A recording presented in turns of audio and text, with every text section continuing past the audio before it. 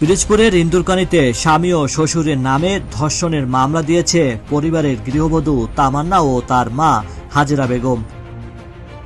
এই ঘটনাটি শুনলে যে কেউই চমকে উঠবে, যা পিরোজপুরে নেট দুনিয়ায় ভাইরাল। সবার মুখে মুখে ছড়িয়ে পড়েছে স্বামী কিভাবে স্ত্রীকে ধর্ষণ করে। তবে আমরা এর উত্তর খোঁজার চেষ্টা করি। দক্ষিণ ভবানীপুর ওয়ার্ডের দুলাল গাজীর ছেলে হৃদয় গাজী একজন রাজমিস্ত্রি।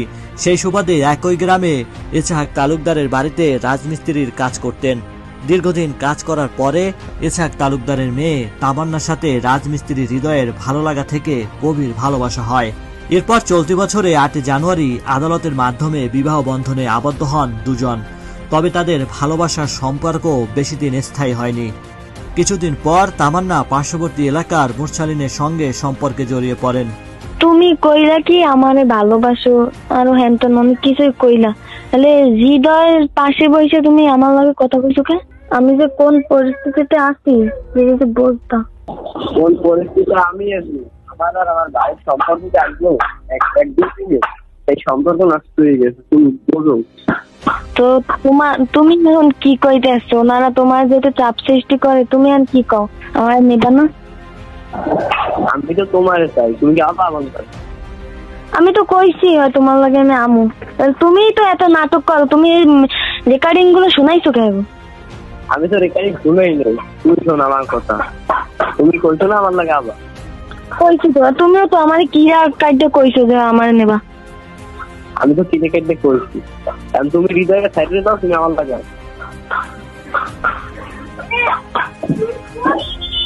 আমার নেবা কোনোদিন খোঁড়া দিতে পারবা না কিন্তু। এ নিয়ে শুরু হয় পারিবারিক কলহ।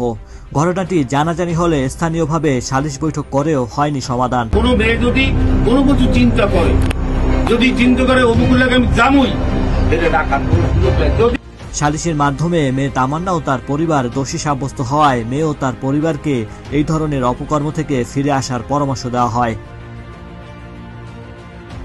এবং স্বামী স্ত্রী দুজন দুজনের সাথে থাকতে চায়, ওখানেই সমস্যার সমাধান ঘটে। তবে হঠাৎ করে সালিশ বৈঠকের 3 সপ্তাহের পর গত রবিবার ইন্দুরকানী থানায় তামান্না আক্তারের মা বাদী হয়ে নারী ও শিশু নির্যাতন দমন আইনে মামলা করলে পুলিশ তামান্নার স্বামী ও শ্বশুর দুলাল গাজীকে আটক করে। এই ঘটনার প্রতিবাদে বাড়ির সামনে আজ মানববন্ধন করেছে এলাকাবাসী।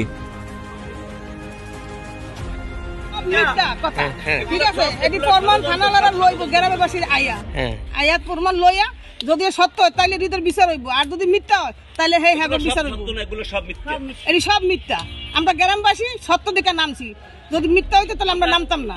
আগে পরকীয়া করতে আরো 2-3টা পোলার লাগে, এই ধরা পড়ছে এগুলো প্রমাণও আছে, ভিডিও আছে, সব সাক্ষী মানুষ, আরো 1-150 ছেলে। এগুলা বিবাহের পরে এই যে মাইয়ার বাপে আমার সামনে নিছে, এর পর যে এই যে দর্শন মামলা, বাপের মামলা, এই মামলা, এগুলো মিথ্যাবাদী, একজন সত্য না, এগুলো একটা না, সব মিথ্যা, সব মিথ্যা, সব মিথ্যা। ইন্দুরকানী থানার ভারপ্রাপ্ত কর্মকর্তা মোহাম্মদ মারুফ হোসেন জানিয়েছেন, ধর্ষণ মামলায় আইনানুগ ব্যবস্থা গ্রহণ করা হয়েছে। 2 দিন হয়ে গেল ভাই, আর কত বলবো?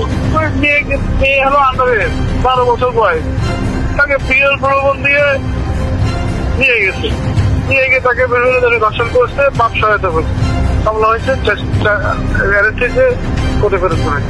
বিয়ে হয় নাকি 12 বছর মেয়ে বয়সে বিয়ে হয় নাকি? বিয়ের বয়স 18 আন্ডারের মধ্যে বিয়ে হয়? এটা প্রলোভন দেখানো। জামাইয়ের নাম কি যেন বললেন? শাকিল গাজী। শাকিল গাজী। ওনার সাথে আপনার থাকতে কোনো সমস্যা আছে? না।